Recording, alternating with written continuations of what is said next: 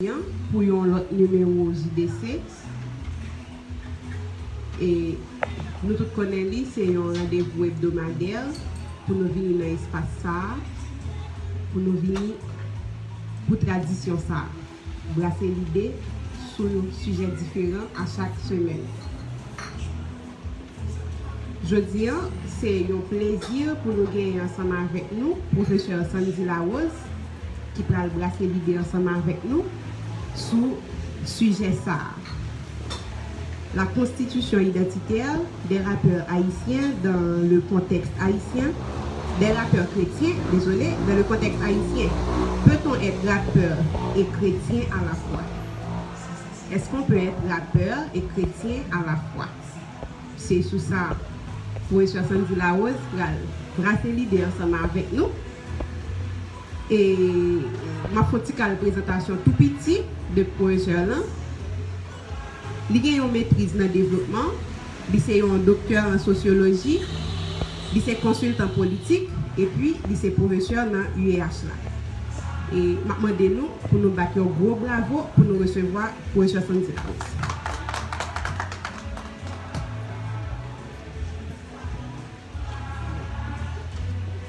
Merci beaucoup Fabiola.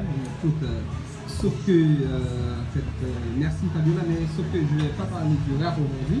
Je vais parler d'un autre sujet. Je vais parler plutôt de la modernité. Désolé, tu n'étais pas au courant. D'accord? Donc, je pourrais parler du rap. J'ai écrit au moins 3 ouvrages sur le rap et des articles sur le rap. Mais on m'avait demandé de parler d'un autre sujet, de la modernité. Je ne sais pas si c'est correct. Est-ce que je peux continuer? Ou il faut que je parle du rap? Vous pouvez continuer quand même. Parfait. Donc, je vais parler de la modernité.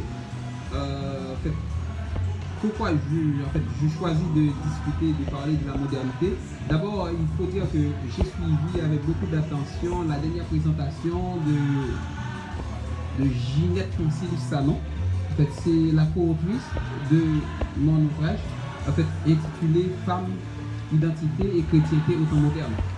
Donc j'ai suivi avec beaucoup d'attention, ça a été un exposé magnifique, magistral.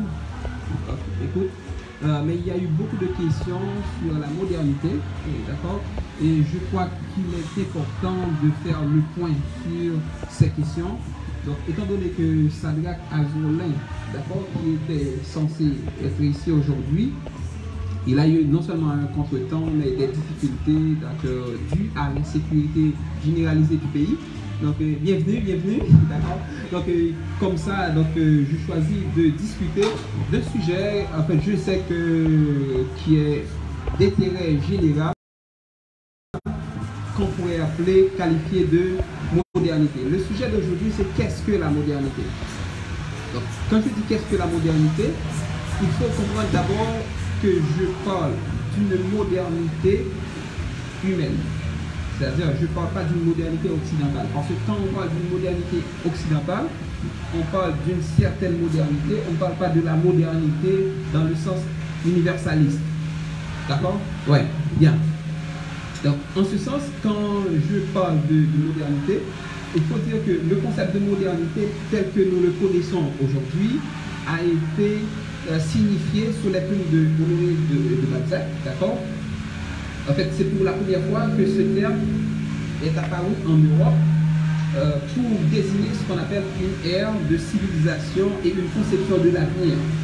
Donc, c'est-à-dire quand on parle de modernité dans le contexte européen, on parle, c'est-à-dire de l'idée de ce qui est neuf, beau, nouveau, le boignon. D'accord? C'est-à-dire ce bagage qui paraît que pièce qu'on ne va pas habituer. D'accord? C'est moderne, c'est-à-dire c'est quelque chose à laquelle on n'était pas habitué. Donc, mais il faut dire que par exemple, quand on parle, il y a une différence à faire entre modernité et ère moderne. En fait, si on prend par exemple quelqu'un qui s'appelle, c'est un auteur très intéressant, qui s'appelle Latour, il croit que par exemple, nous n'avons jamais été modernes, nous Latour. En fait, il a un texte intéressant qui s'appelle, le texte est intitulé comme ça, nous n'avons jamais été modernes. En fait, qu'est-ce qu'il entend par nous n'avons jamais été modernes? C'est-à-dire, toutes les civilisations, que ce soit la civilisation égyptienne, que ce soit la civilisation grecque, que ce soit la civilisation romane, toutes les civilisations, la civilisation juive, toutes les civilisations ont connu une certaine modernité. C'est-à-dire, il y a eu toujours dans le temps, en fait, une sorte de rupture entre l'ère traditionnelle et l'ère moderne. Il y a eu toujours ça. C'est en ce sens que j'ai défini dans mon ouvrage modernité comme une sorte de rupture, en même temps, rupture, et d'autre part, c'est une mutation sociale. C'est-à-dire, c'est une sorte de changement brusque qui nous arrive et qui nous bat en plein visage, comme un fouet en plein visage. C'est-à-dire, la modernité, c'est quelque chose qui nous échappe. En même temps, cela nous échappe. En même temps, on partage la modernité et on y participe. Je ne sais pas si vous voyez. Donc, c'est-à-dire, quand Bruno Latour nous dit que nous n'avons jamais été modernes, il voudrait dire que, quelque part, en fait, quand vous êtes européen, en fait, quand les Européens pensent que la modernité a débuté avec ce qu'on appelle l'arrivée, par exemple, des colons, d'accord, de Christophe Colomb, en 1492, d'accord. La modernité, c'est la découverte du nouveau monde, puisqu'il y avait un ancien monde. C'est comme si, en vrai, il y avait des hommes de l'ancien monde qui découvrent le nouveau monde. Par contre, les hommes du nouveau monde, entre guillemets, préexistaient l'ancien monde. C'est-à-dire, il y a quelqu'un qui décide d'écrire l'histoire, quelque part, et il y a quelqu'un qui décide de lire l'histoire. Ceux qui lisent l'histoire pensent que, par exemple, la modernité est une invention européenne. Et ceux qui écrivent l'histoire pensent qu'on est détenteur de la modernité. Donc, on est détenteur de la modernité parce qu'on est détenteur de l'histoire. C'est-à-dire, la première chose à savoir, quand on parle de modernité, on ne peut pas, en fait, séparer, disséquer la modernité de l'histoire. La deuxième chose, on ne peut pas séparer, disséquer, partager la modernité en deux, c'est-à-dire une modernité pour les civilisés d'un côté et une modernité pour les barbares. Donc, c'est-à-dire quand on parle de modernité, on parle en fait, d'un vécu existentiel des peuples, des civilisations, des ethnies, des groupes de personnes qui décident qu'ils existent dans l'espace et dans le temps.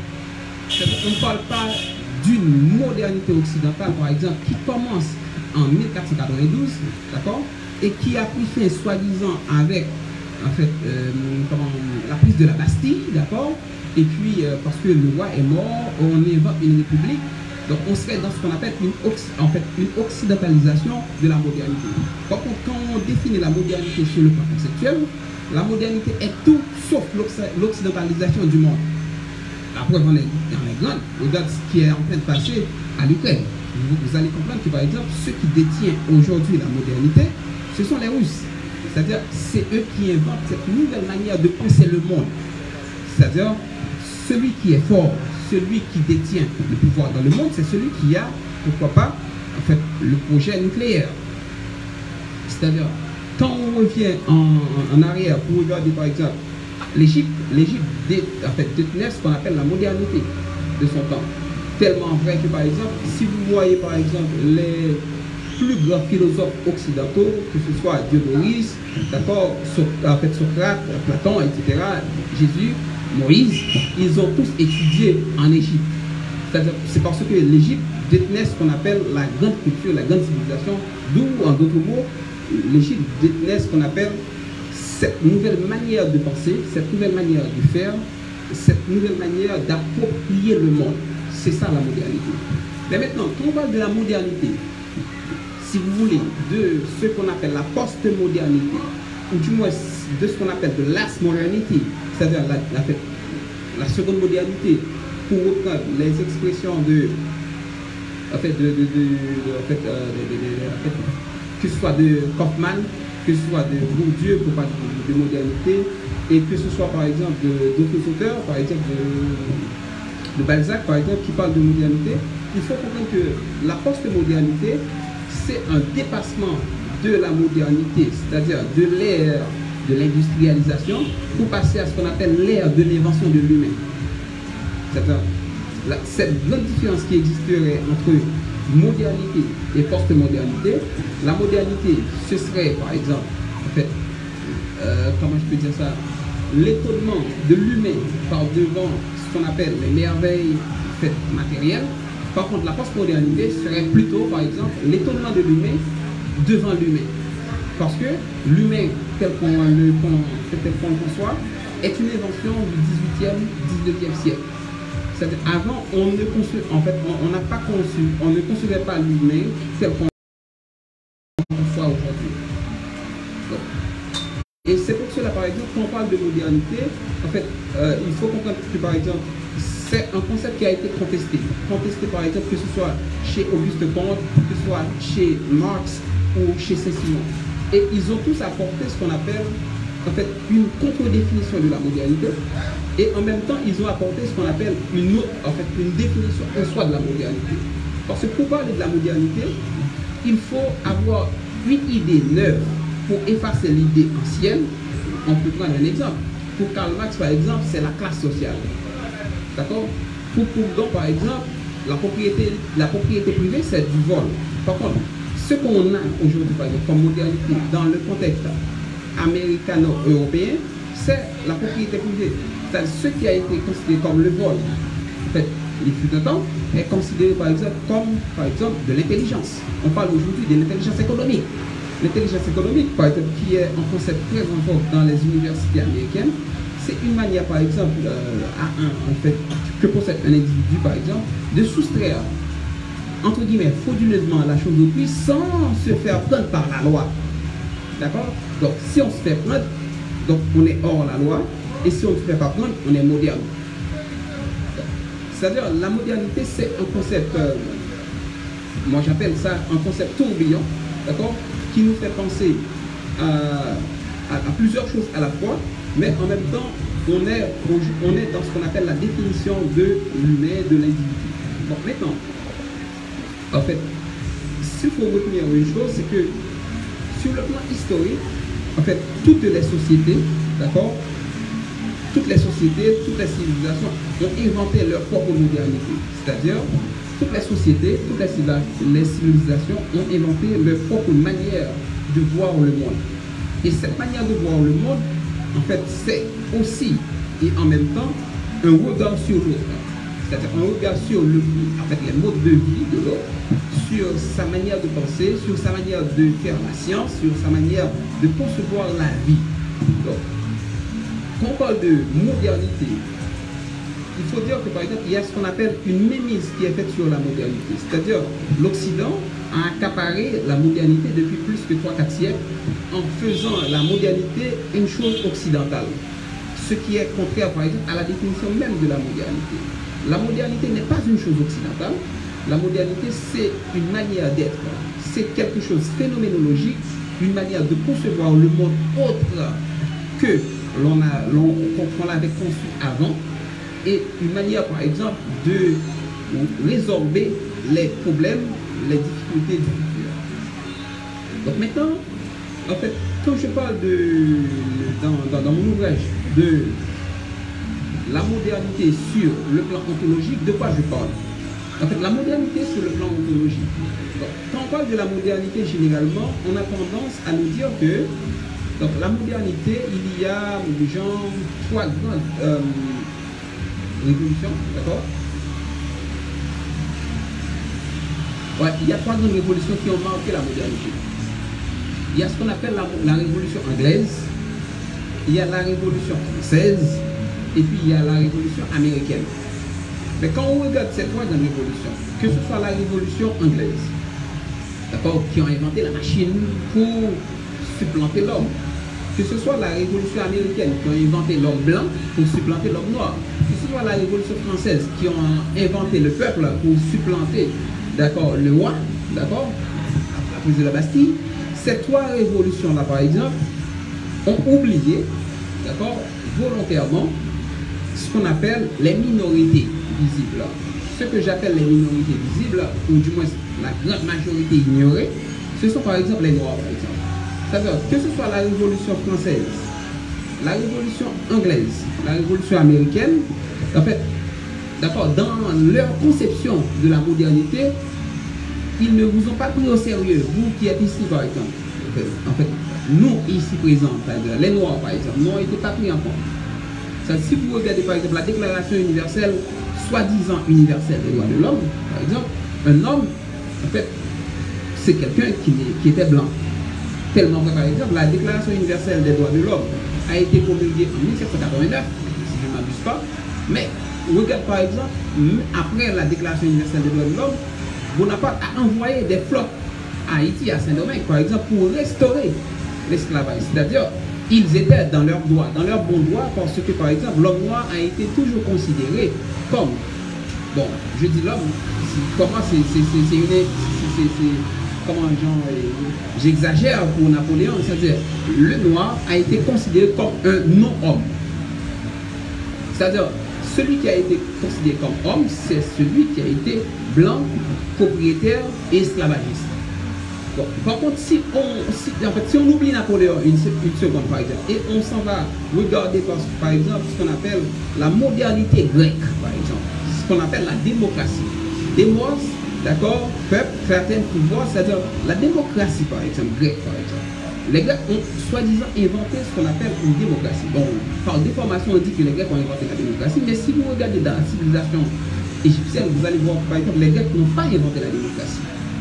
Non seulement ils ont plagié, mais ils ont mal plagié. Par exemple, en fait, les Grecs, par exemple, en fait, les femmes ne pouvaient pas voter, par exemple. D'accord? Non seulement les femmes ne pouvaient pas voter, étaient citoyens, par exemple, celui qui n'était pas une femme, celui qui n'était pas un étranger, celui qui n'était pas un enfant.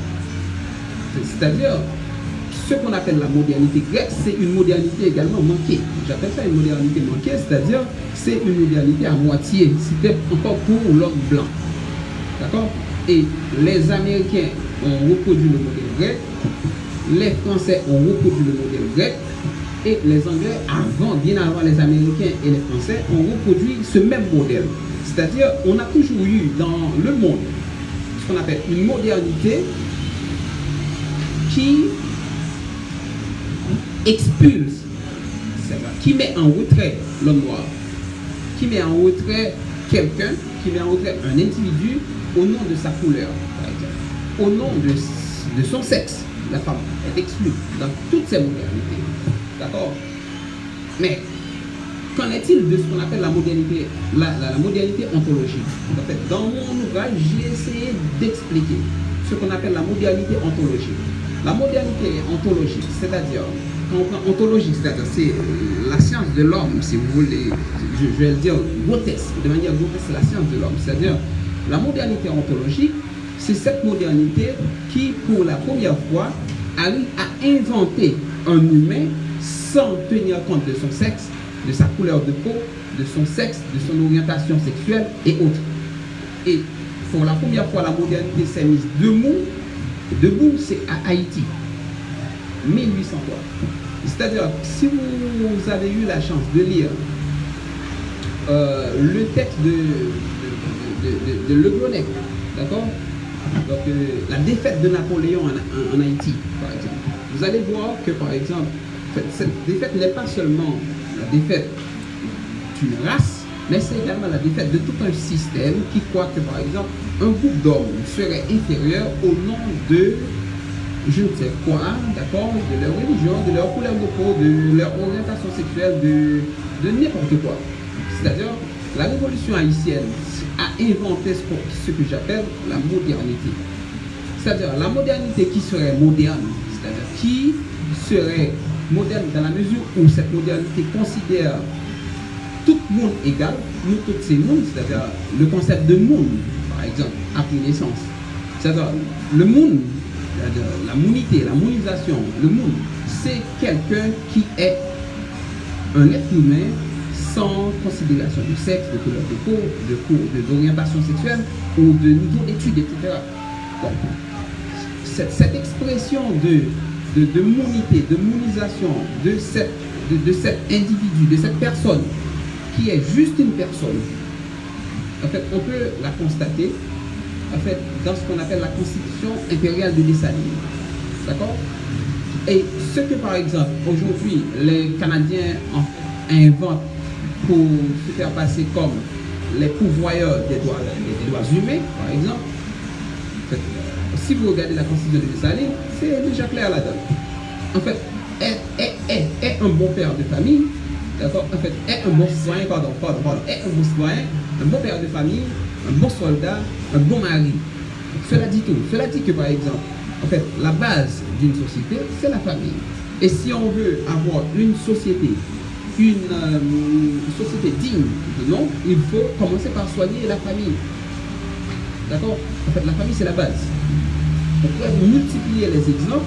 On verra que, par exemple, la Constitution, il n'y a pas plus moderne. Moi, je vous invite à regarder, par exemple, à comparer la Constitution de Dessalines, d'accord? La Constitution impériale de Dessalines, à la Constitution américaine de l'époque.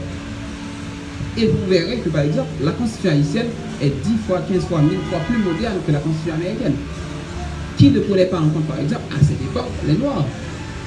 Par exemple, la Constitution américaine, c'est juste au 5e amendement qu'on s'est dit, écoute, mais un citoyen a le droit de porter des armes. Mais au cas de la Constitution des États-Unis, on avait prévu ça. C'est-à-dire, il n'y a pas plus moderne que ça. Par exemple, sur ce qu'on appelle le droit de propriété. Ça, en fait, la Constitution des États-Unis avait déjà prédit tout et tout. Sur, par exemple, le fait qu'on n'a pas le droit, qu'un chef d'État n'a pas le droit, par exemple, de faire confiance à des gardes du corps. Dans la Constitution de Dessalines, il est interdit d'avoir des gardes du corps. Je vous invite à le regarder. Il faut regarder cette Constitution. Cela veut dire quoi? En fait, comment se fait-il que quelqu'un qui serait né, je ne sais pas en quelle année Dessalines est né, mais qui a vécu en 1804, 1805, 1806, il est mort en 1806, 17 octobre 1807, 6, comment? 1806 est encore plus moderne que nous. Quand je dis nous, que Ariel, par exemple, Henri, d'accord, il est plus moderne. Il est plus moderne qu'Ariel Henry. On est en droit de se demander, plus moderne que moi. En fait, qu'est-ce que la modernité? C'est-à-dire, qu'est-ce que la modernité? En fait, comment se fait-il, par exemple, dans notre conception de l'espace, que quelqu'un qui s'appelle Henri Christophe a érigé la citadelle Henri? En fait, quelle construction vous avez connue de votre génération, en fait, pourrait se comparer, oser se comparer à la citadelle Henri? Maintenant, qu'est-ce que la modernité? Maintenant, dans la conception de l'humain, par exemple, la conception de l'humain, la conception du territoire, ce qu'on appelle la défense du territoire, par exemple. Cette génération, par exemple, la génération d'Haïti d'aujourd'hui, quelle est notre conception de la défense du territoire? Qu'est-ce qu'on pense de la défense du territoire? Qu'est-ce que c'est que le territoire? Comment conçoit-on la défense de notre territoire? Avons-nous un territoire? En fait, je voulais juste avec des questions. Mais on pourrait se demander, par exemple, quand on lit, par exemple, en fait, Benoît Joachim, d'accord, les racines du sous-développement d'Haïti, c'est un texte à lire, d'accord, et les disciples de JDC, il faut lire ce texte, d'accord. Donc, quand on lit, par exemple, ce texte, les racines du sous-développement d'Haïti, on pourrait voir que, par exemple, quand on essaie de comparer l'armée d'Haïti d'alors, d'accord, ce qu'on avait comme armée, par exemple, en fait, on pourrait mobiliser jusqu'à 90 000 hommes selon les chiffres de Benoît Joachim, que j'ai fait confiance. D'ailleurs, c'est un livre qui a eu le prix de costume, d'ailleurs, de Deschamps, d'accord, c'est un très bon livre. Donc, on pourrait mobiliser jusqu'à 90 000 hommes. D'accord, l'armée d'Haïti, d'accord, l'armée de Dessalines, des Incas, pourrait mobiliser jusqu'à 10 000 hommes. Aujourd'hui, par exemple, on est content de dire qu'on a une police de je ne sais pas combien. Et en fait, on a tous peur, par exemple, de ce qui se passe à Village de Dieu. C'est-à-dire, en quoi est-ce que nous sommes plus modernes que ceux qui ont vécu 1804? Et maintenant, en quoi est-ce que nous sommes plus modernes aujourd'hui? Et qu'est-ce que la modernité? Est-ce que la modernité serait de pouvoir vivre ses propres bêtises, comme si ses propres bêtises étaient l'idéal des bêtises du monde? Qu'est-ce que c'est que la modernité? Ou la modernité, c'est, comme je l'ai dit, je le pense, c'est de pouvoir se remettre en question pour pouvoir mieux avancer. Ou est-ce que la modernité serait, par exemple, de continuer à être fier de 1804, par exemple, de dire qu'on a fait 1804. Écoute, vous ne pouvez même pas faire la différence entre une 38 et un 9 mm. Vous dites que vous avez fait 1804. Vous n'avez pas fait 1804, vos ancêtres ont fait 1804. Et ceux qu'on a combattus en 1803, 18 novembre 1803, en fait, on oublie souvent qu'ils ont aussi des ancêtres. On a des ancêtres, c'est-à-dire on a des Salines, Christophe, Christian, etc. D'accord? Eux aussi, ils ont des ancêtres. Mais être moderne, est-ce que c'est le fait d'oublier ses ancêtres? Parce que la conception française de la modernité, ce qu'on nous inculque comme moderne, c'est le fait d'oublier des Salines, par exemple. N'est pas moderne ceux qui pensent à des Salines ou ceux qui pensent agir comme des Salines. Moi, ce que je vous invite à faire, c'est, je vous invite à questionner la modernité, le concept de modernité. En fait, comment peut-on prendre, je peux dire, une sorte de distance? Et est-ce qu'on est obligé d'être moderne? Pourquoi on ne peut pas être amoderne aussi? Parce qu'on n'est pas obligé d'être dans une modernité. Parce que quand on est dans une modernité, on est dans une manière de faire. Moi, je dis tout le temps, l'homme prend la rue, m'a regardé, machin, bon la rue, bon pourquoi? Est-ce que vous pas dans la modernité?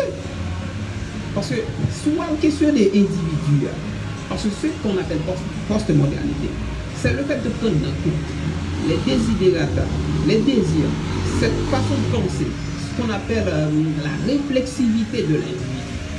Bon, voilà que cette personne, par exemple, il dit, mon cher, son gros bagage qui arrive dans la vie, moi, ma vie, bon pour toi, parce qu'on connaît même son qui saute sans dehors. Et puis, mon cher, c'est Jésus même qui va me placer à votre voix. Cette personne n'est pas moderne.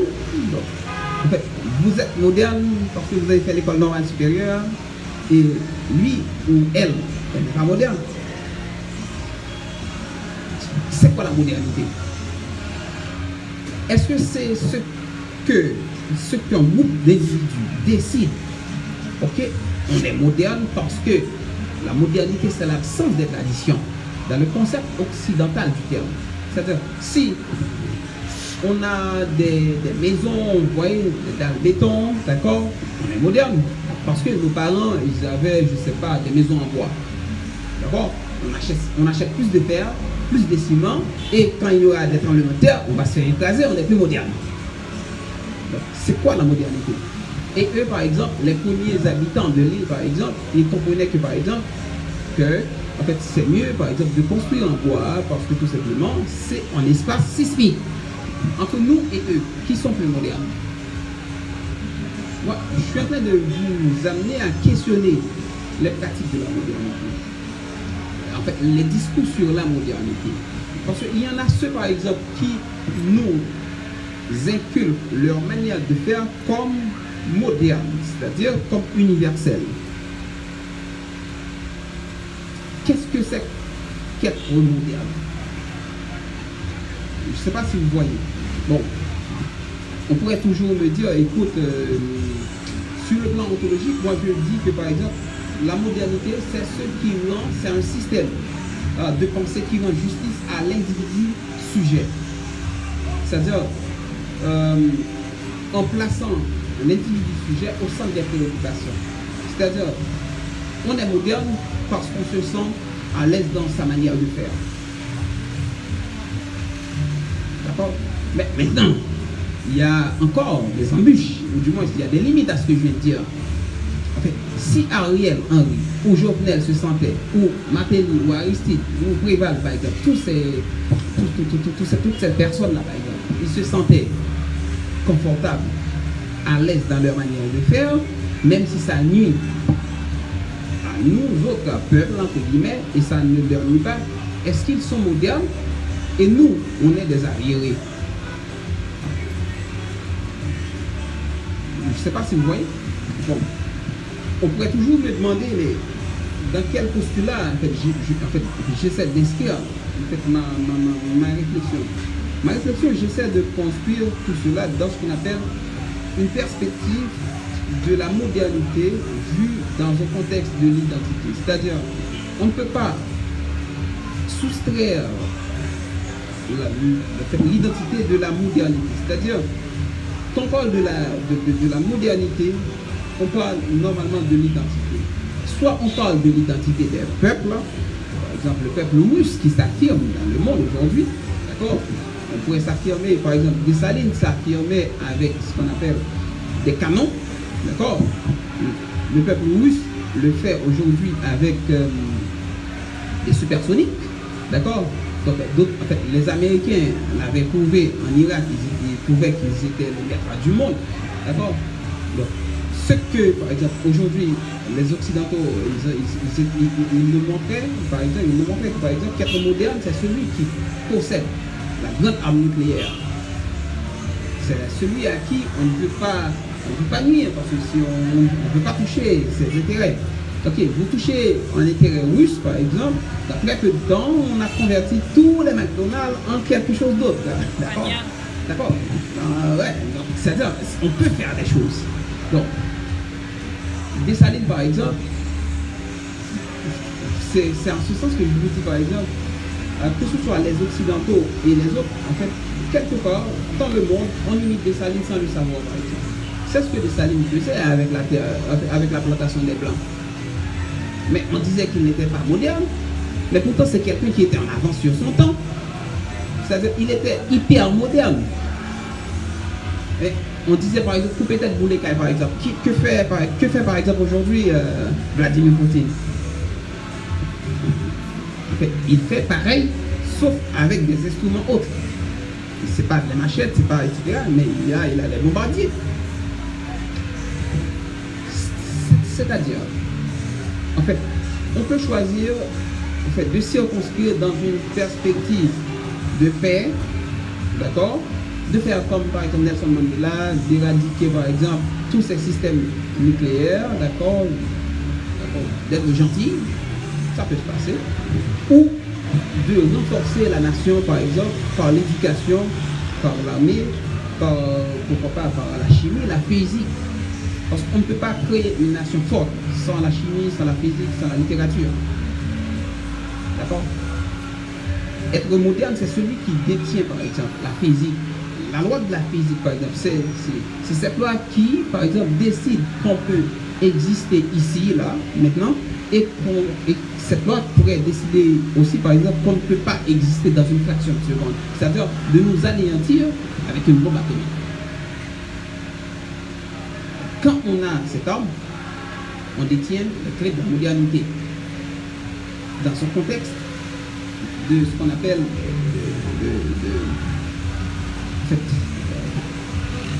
d'inimitié. Bon, ce que je veux vous dire, par exemple, en fait, ce que je voudrais vous dire par tout ça, c'est que la modernité, il n'y a pas une ligne droite. Il n'y a pas une manière définie. C'est-à-dire, à chaque peuple a sa modernité. À chaque peuple a sa vision du monde, à chaque continent sa manière de faire. En fait, on peut prendre un exemple. En fait, je vais retourner dans l'exemple que j'avais pris. En fait, quand vous lisez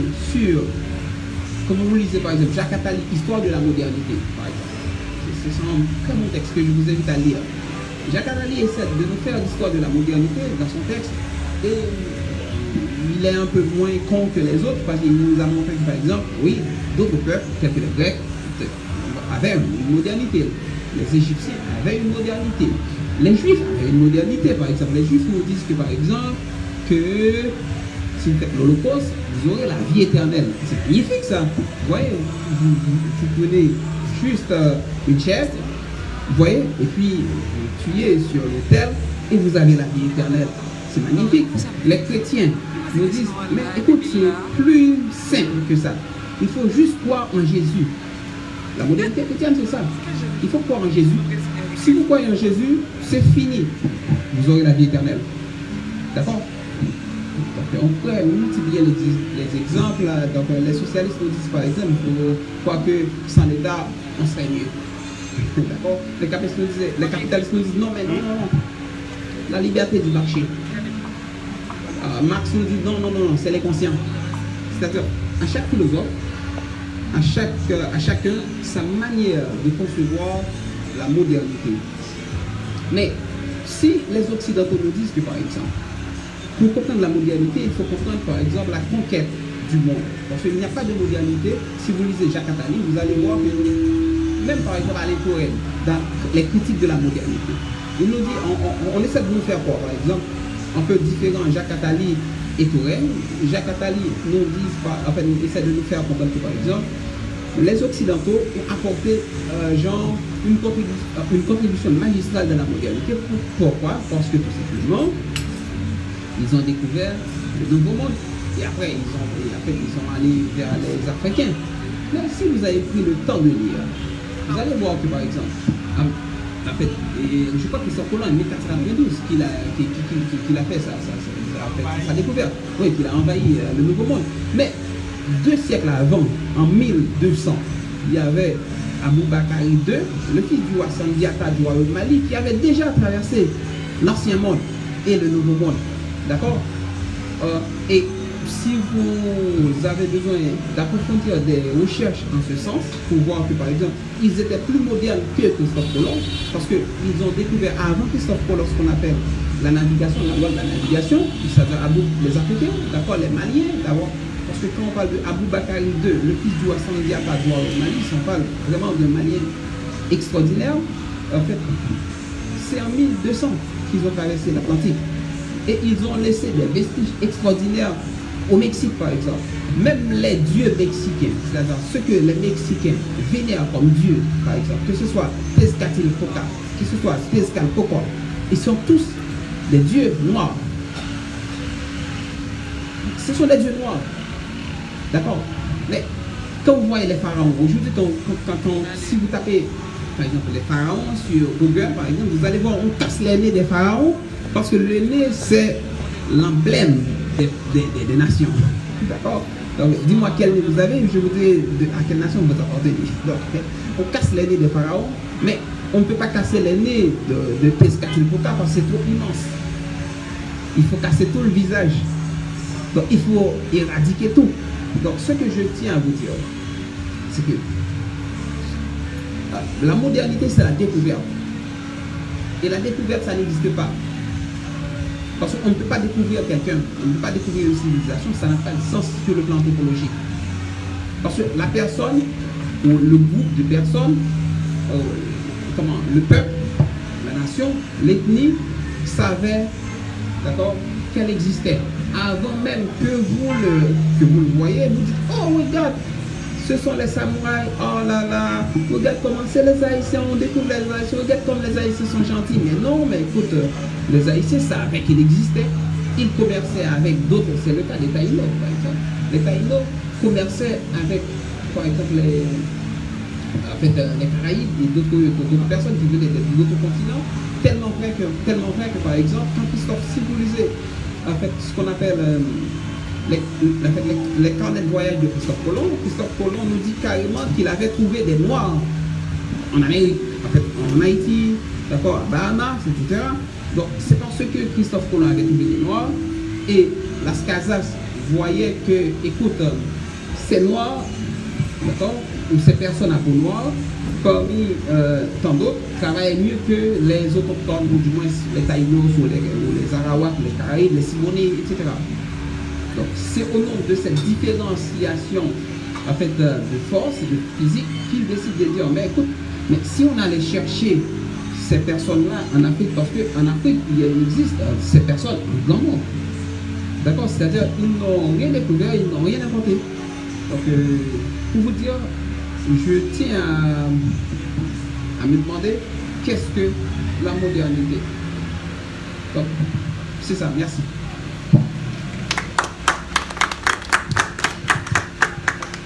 Faut applaudissez un peu plus fort. Merci pour Joël Samedi. Bon, et pour Joël Samedi, invitez-nous pour nous penser et questionner le concept modernité. Et c'est vraiment important. Est-ce que lorsque nous avons parlé de concept ça, nous ne pouvons pas supposer où elle par rapport à? Parce que, est-ce que ça dit nous qui modernité, est-ce que c'est ça vrai? Bon, c'est vraiment important pour nous interagir sur ça. Et nous invité le public là pour prendre part ensemble avec nous. Nous prenons une première série de 3 questions dans le public là pour nous continuer ensemble avec le débat.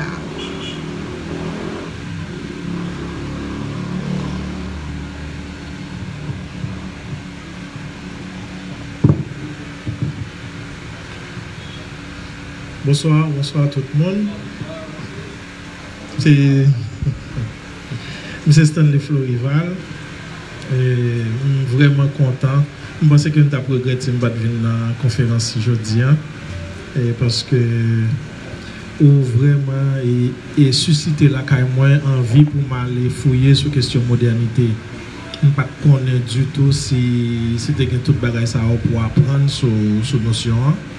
Et c'est ça qui fait que dès aujourd'hui, même parce que je vais regarder la conférence, parce que je pense que je raté une partie là-dedans. Et ça va le servir, parce que c'est une occasion qui venir pour parler, pour prendre en compte que moi, je fait il faut que je cherche qu'on ait plus de bagages sur la question. Et ma première, c'est tout, et modératrice là qui vient de faire un bon coup de main dans JDC. Et nous pensons que son très bon travail, même le jeudi, nous pas gagné un pile monde jeune qu'on a habitué à gagner. Et en fait, doyen, on parlait de alors où est-on nous assez longuement sur le concept modernité. Nous n'avons pas envie de par exemple modernité occidentale, ou par exemple révolution américaine, révolution française, etc. Mais on montrer que c'est révolution haïtienne qui présentait une vue plus complète de la notion de modernité. Mais moment de tout, est-ce que les bagages faillent pas là-dedans? Est-ce qu'on réfléchit déjà sur ça, ou bien est-ce que c'est parce que c'est haïtien, bon, comme où elle pourrait être à l'anti-gens plus loin que l'autre, ou content de ça, ou bien aux jeunes failles là-dedans? Alors ça, c'est la première préoccupation que nous avons gagnée. Et puis, deuxièmement, nous comprenons, alors ça, c'est pas une préoccupation, c'est peut-être une sorte de commentaire que je fait sur ce dire. Nous comprenons que la vie même, ou du moins c'est l'histoire, c'est un conflit de récits. C'est-à-dire chaque monde va le présenter tête en façon, chaque monde va le vendre en façon dans ce monde-là, et puis il va chercher adhésion dans l'autre partie dans le monde-là. Par exemple, nous-mêmes, je nous dis, nous avons une vision assez eurocentrée sur un paquet de bagailles. C'est-à-dire, l'Europe dit bon, c'est comme ça le bon pour nous. Pendant ce temps, la Russie parle le même genre, la Chine parle le même genre, et les Japonais parlent la même genre. Donc, c'est comme si nous vraiment gagné intérêt et chercher à mettre mots par nous sur bagaille plutôt que faire une sorte de mimétisme, imiter ça l'autre la voix et nous. Et je pense que tout ça, c'est une maladie qui est sortie depuis la période esclavagiste parce que c'est là qu'on a démonisé nous pour reprendre le terme qu'on a utilisé.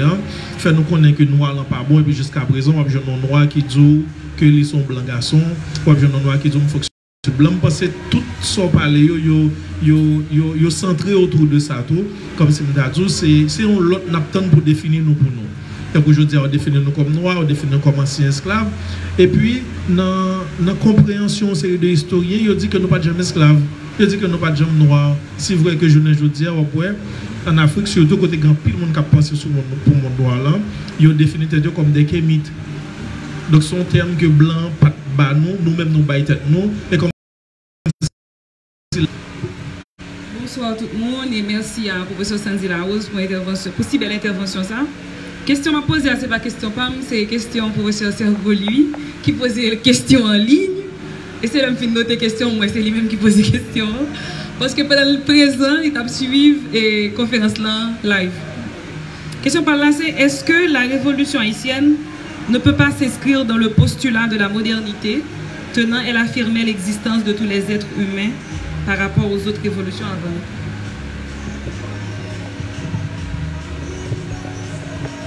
Et une troisième question. Bon, si pas une troisième question dans le public, nous avons quitté pour réagir sur des questions pendant que nous avons vérifié quelques questions qui sont en bas live. Oui, première question. Stanley, tu as besoin de connaître, est-ce que le concept haïtien, est-ce que modernité, on pas estimer que il y a faille? Ok, en fait, oui. Merci Stanley pour une question. En fait, on a parlé de ce qu'on appelle la révolution haïtienne. En fait. À mon sens, il y a 3 temps. D'accord? Il y a pré-révolution, avant les deux décidés Marie Bataille. Il y a 15 années bataille là. Et puis il y a en fait, 15 années bataille là qui on nous dit bouclé avec ce qu'on appelle la proclamation de l'indépendance. Et après il y a après. D'accord? Maintenant, non. En fait, en premier temps, Stanley, les capables ça nous relève des utopies, des illusions, etc. Par exemple, nous qui nous la qui croit que par exemple, il y a des petits monde qui noyaux, d'accord? Nous qui blancs qui croient que par exemple, petit monde qui ni monde qui la ni monde qui noyaux, d'accord? Qui définit comme noyaux. Et puis, ça nous relève tout ça nous capable des clash qui est entre différentes catégories sociales, d'accord? C'est-à-dire les planteurs, d'accord, les hommes de couleur, et puis les noirs, d'accord, affranchis, esclaves, d'accord, les propriétaires. Bon. Et même entre les blancs, d'accord, les petits blancs, les blancs manants, d'accord, il y a de clash, il y a de division. Donc, mais maintenant, ça c'est période pré, d'accord, révolution. Pendant la révolution, par exemple, en fait, ce qui définit la révolution haïtienne et ce qui apporte ce qu'on appelle le grain de sel que d'autres révolutions n'avaient pas avant la révolution haïtienne, c'est ce qu'on appelle la notion de liberté dans le sens plein du terme. Bon. En fait, vous allez voir par exemple dans mon ouvrage à la page 29, en fait, j'ai dit qu'il n'y a pas de modernité sans liberté. Bon. Maintenant, ce qui ça la liberté à elle-même? Liberté, c'est vraiment au libre sans, comme tu as dit, pas enfermer le concept là, non, un cadre théorique précis. C'est ça que je l'ai dit. Sans pas enfermer le concept là, par exemple, non, un mode de pensée qui lui-même capable de comprendre avec l'individu. On prend un exemple simple. Vous dites oui, nous libres, mais par exemple, pour le monde qui sexe féminin dans la société, il n'y a pas de conduire machine par exemple. Vous voyez ce que je veux dire? Bon, oui, nous libres, mais, tu vois, avec le mais, d'accord? Bon. Mais si vous regardez par exemple la Constitution en fait, de Dessalines, si vous regardez la Déclaration universelle, d'accord, de l'indépendance d'Haïti, parce que c'est une déclaration universelle, il faut la regarder, c'est une déclaration universelle, d'accord? Et ce n'est pas sans raison que, par exemple, la guerre a terminé le 18 novembre et ils ont attendu jusqu'au 1er janvier. C'est pour rendre cette consécration universelle. D'accord? La déclaration universelle, la déclaration de l'indépendance d'Haïti, c'est une déclaration universelle de tout être. D'accord? Et c'est pas sans raison, par exemple, dans l'un des articles des constitutions haïtiennes, il dit par exemple, quel que soit le monde qui sentit liberté menacée, quel que soit le nombre blanc, les mouvements privés sous territoire ça, ou libre. D'accord? Donc, en fait, est-ce que, en fait, bon, qui ça qui de humain par une faille, d'accord? Tout est faille, c'est même pas ça. Mais si on prend conception de liberté, pour ce qu'on a voulu faire en 1803, quand je dis en 1803, je parle à Vertières ou dans d'autres endroits, par exemple à la Crête à Pierrot ou à la Vina Coulève, etc. Donc, ce qu'on a voulu faire, on a voulu restituer, d'accord? Restituer à un groupe d'hommes, d'accord? Qu'on appelle nègres, noirs, etc. D'accord? Leur indépendance, leur liberté et en fait leur ontologie. D'accord? Bon, en ce sens, moi je crois que en fait, le problème ne se pose pas de cette manière, de dire par exemple, est-ce qu'il n'y a pas eu de faille ou pas? Sûrement il y a eu de faille. Dire qu'il n'y a, en fait, notre indépendance n'a eu pas de faille, moi je ne le dirais pas comme ça. Moi je dirais que par exemple, pour moi, en tant qu'individu, c'était parfait. Mais si on prend ça de manière objective, il y a certainement des failles. Vous voyez ce que je veux dire? Objectivement, il y a des failles. D'accord? Mais pour moi, comme individu, c'est correct. C'est parfait. Il n'y a pas eu une manière de faire mieux que Dessalines. Pour moi, comme individu. Mais maintenant, on pourrait toujours dire, écoute, et si on faisait comme ça? savez, avec si on pourrait parler en modèle et on pourrait retirer Haïti de cette dictature. D'accord, avec si. Et si on n'avait pas, par exemple, Jovenel Moïse, et si on n'avait pas Martelly, si on n'avait pas, comment, Tissi-Wale, si on n'avait pas, comment il s'appelle l'autre, comment il s'appelle, Aristide, si on n'avait pas Brival, si on n'avait pas, et si on n'avait pas des cons, d'accord, et si on avait des vrais hommes à la tête de l'État. Vous voyez ce que je veux dire? Donc, c'est-à-dire, le si, donc, il faut se presser, et en fait, moi, je prends beaucoup de précautions avec le si. Bon. Je crois la deuxième question, ça disait quoi? Pendant ma tante Stéphanie a reprendre pour nous parce qu'il y allait tellement vite. Ok. Ça a échappé nous. Ou bien si pour je voulais. Oui, pour ça, c'est beau. Ouais. Vous pouvez nous dire quelque chose? Stéphanie a allé tellement vite. Je vais vraiment noter question. Est-ce que vous pouvez reprendre pour nous, s'il te plaît?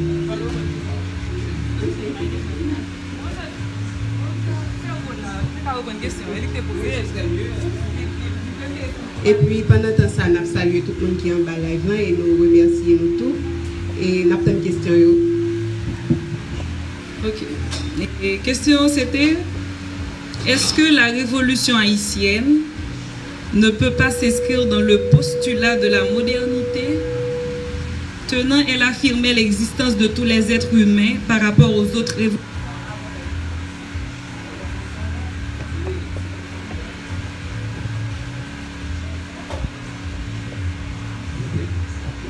Ok. Ouais. Oui, la question, je comprends la question maintenant. Moi, je dirais que oui. En fait, je crois que c'est ça l'objet de mon chapitre, c'est que, en fait, il n'y a pas de modernité sans liberté. Et je crois que c'est la révolution haïtienne qui a accouché ce qu'on appelle la modernité. Ce que j'appelle la modernité, je ne parle pas, par exemple, des gratte-ciels, d'accord?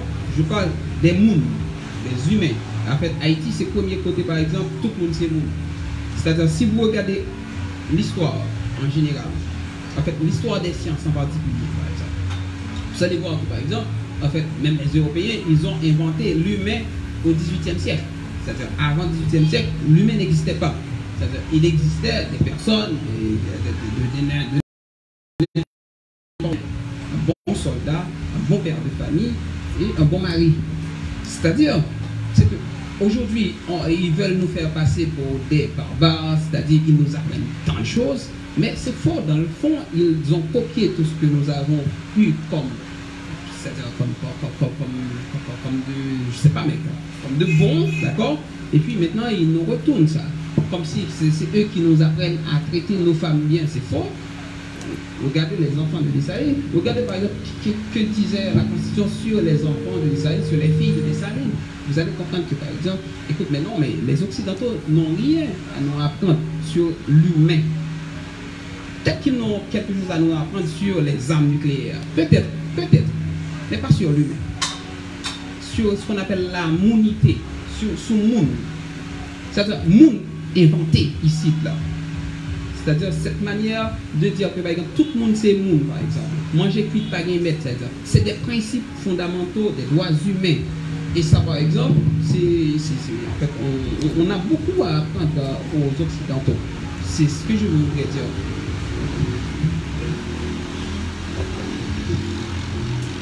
Et c'est tellement vrai pour eux. Si vous regardez la déclaration, le ça qui vient ensemble avec l'approche qu'on fait sous droit mondial à travers le monde, j'en suis cité là, même les nous avons copié pour nous regarder la Magna Carta, même si nous avons regardé le concept droit mondial avec Cyrus, même si nous avons regardé avec le temps, nous avons vu que effectivement, c'est en Haïti, ça que nous les militaires. Lui-même, il prend naissance, moi tout à fait d'accord ensemble avec lui sur le point ça, parce que Dessalines, c'est seul monde qui prend font approche sous droit monde dans toute intégralité, qui pas ouais monde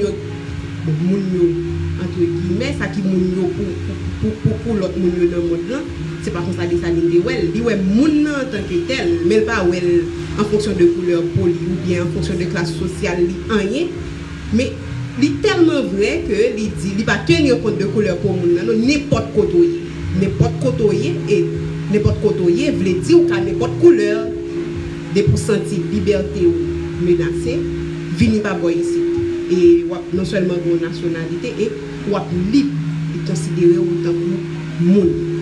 Et ce que moi, d'aller, m'a posé cette question, est-ce que lorsque nous avons essayé de regarder le concept, est-ce que nous ne pouvons pas supposer la modernité par rapport à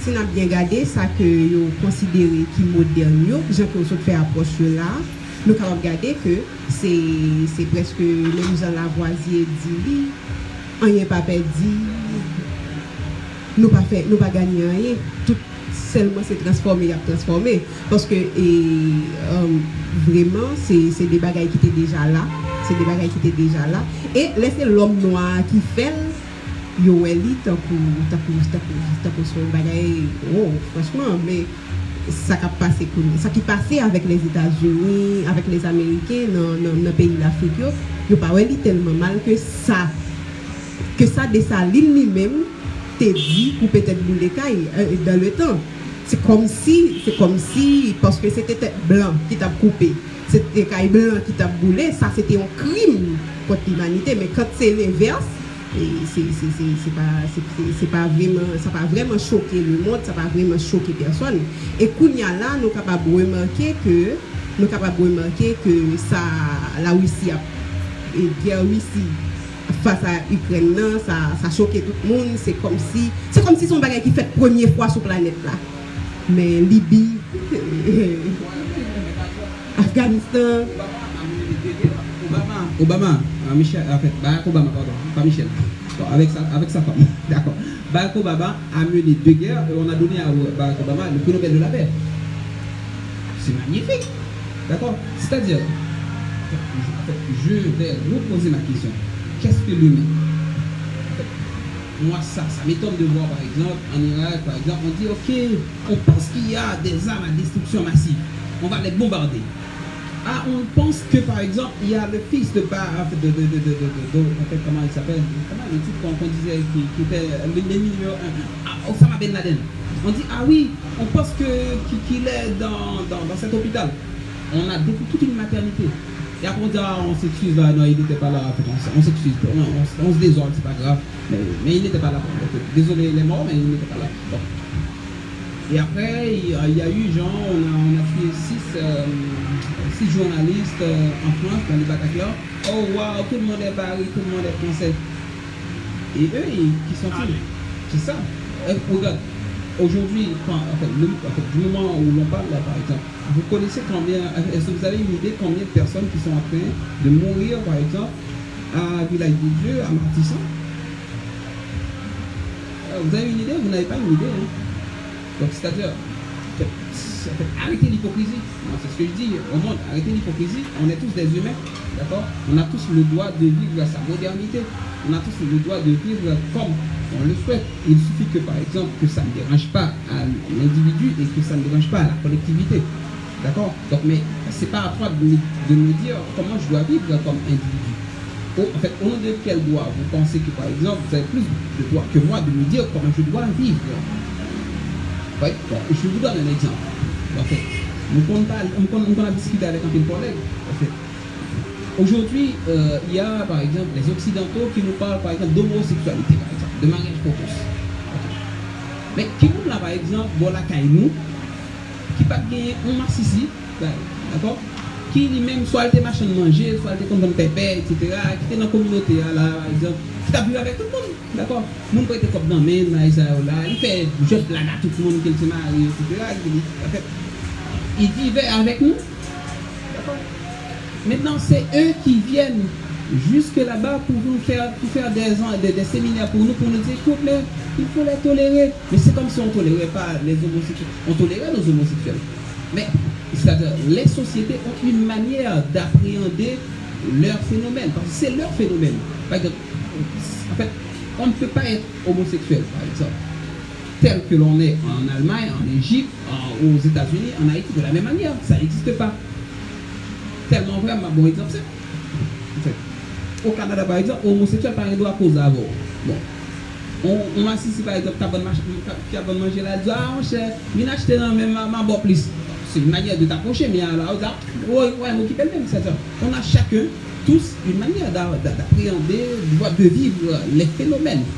Mais nous ne pouvons jamais dire, le bois, mon cher, mais comme on a vu avec Maxi, si nous avons dit le bois ici, nous gagnons plus que 2 siècles à vivre avec eux. D'accord? Et le problème nous gagnons, je vais vous dire, nous avons un problème Maxi, si nous avons dit, nous avons un problème pas qu'à manger. Nous avons un problème chaque jour, par exemple, pour t'acheter ça, 1 goutte, 2 gouttes, 3 gouttes, 5 gouttes, 10 gouttes. Maxi, si a payé le même genre, ma divine a payé le même genre, on est tout l'autre. En fait, hétérosexuel la même chose. On a des problèmes plus intéressants que ça. Vous voyez ce que je veux dire? C'est-à-dire, moi, ce que je veux dire, c'est que en fait, les doigts humains, je respecte, j'adore, j'aime, même pas avec son monde qui me apprend le doigt humain, parce que l'autre n'est pas plus humain que moi. Parce que celui qui vous apprend les doigts humains, c'est le monde qui a un bombe Irak. C'est le monde qui a par exemple, si la Russie pas occupée, qui a bombardé la Russie, si la Russie pas avec plus d'armes dehors.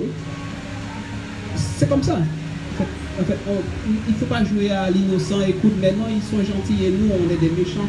D'accord? C'est comme vous l'avez dit tantôt.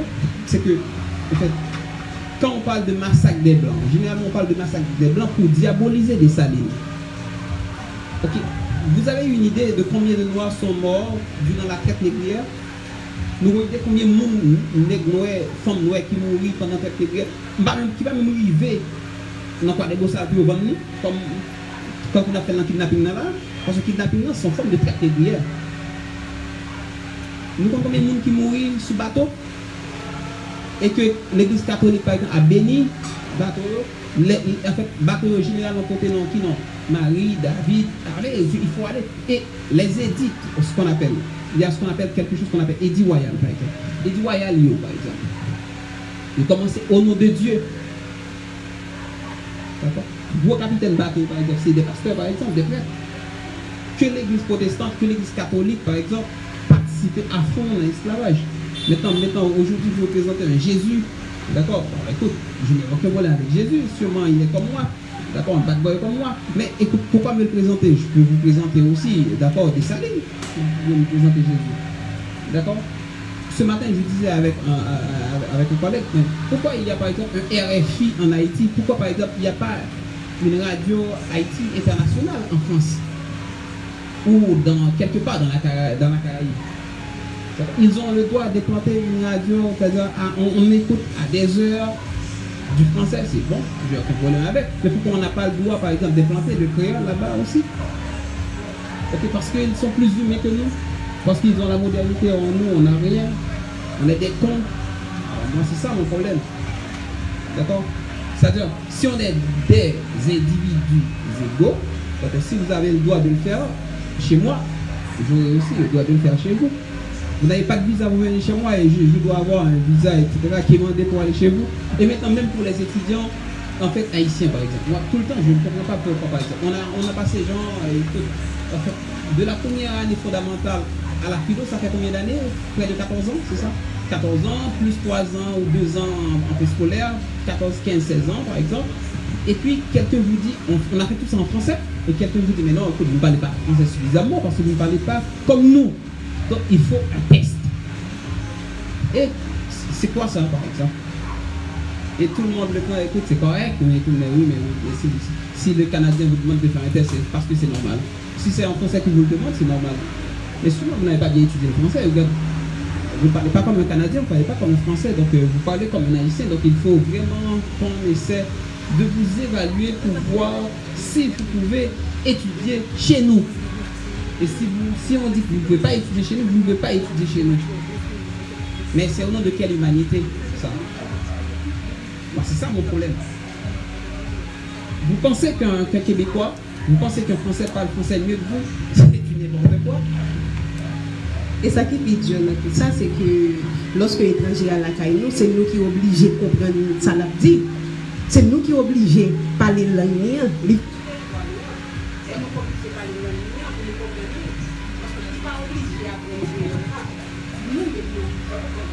Parce qu'on est dans ce qu'on appelle le néocolonialisme.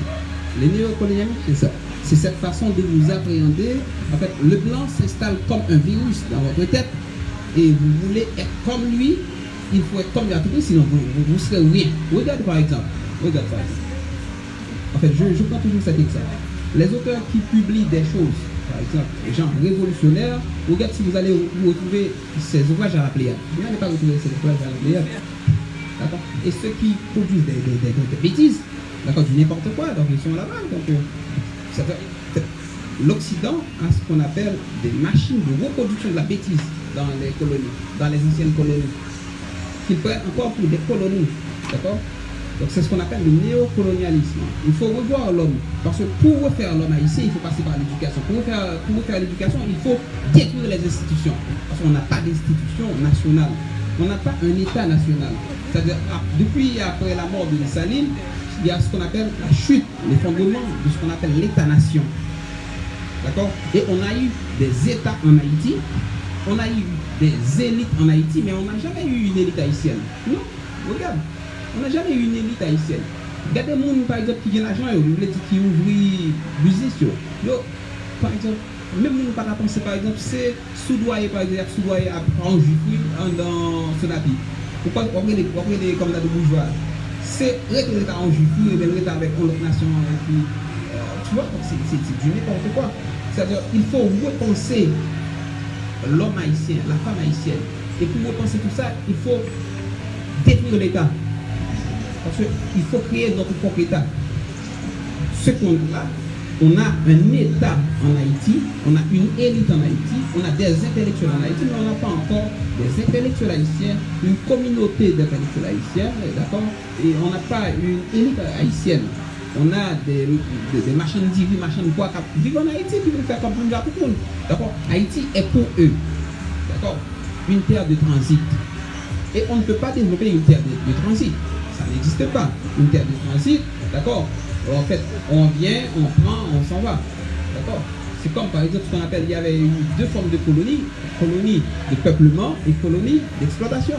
C'est-à-dire, on est encore dans ce modèle de colonie d'exploitation. C'est-à-dire, Haïti, son pays, quand on vient, on prend, et pour aller serrer la Suisse, pour aller serrer les États-Unis, pour aller serrer le Canada. D'accord? Mais Haïti ne va pas développer en rien Haïti. Vous voyez, pendant les 10 dernières années, dis-moi combien d'entreprises que qu'on a créées en Haïti. Je ne parle pas d'entreprises qui a fait à grande échelle, qui a par exemple employé 10 000, 20 000 personnes. Ah, on compte combien créé en République dominicaine?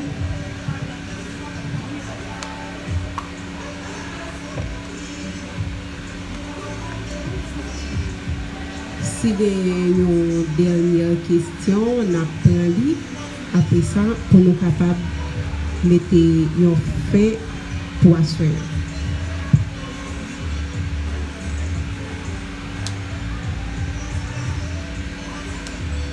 Si pas de questions, on remercie l'autre fois encore pour M. Sandy Laos et nous demandé au public pour le bâton gros bravo pour M. Laos. Au gros bravo.